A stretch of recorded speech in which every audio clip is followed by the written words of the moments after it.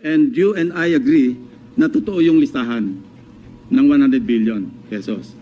Talaga nasingit sa BICAM. Ayun, yari ka sa akin ngayon, Lacson.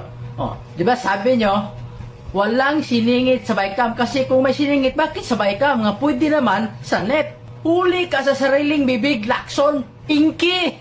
Anong wala? So, ikaw na nagsabi na meron talaga nasingit sa BICAM. Diyan pa lang, nagsisinungaling ka na, boy! Nagtakpan mo yung boss mo na magna! Tangina!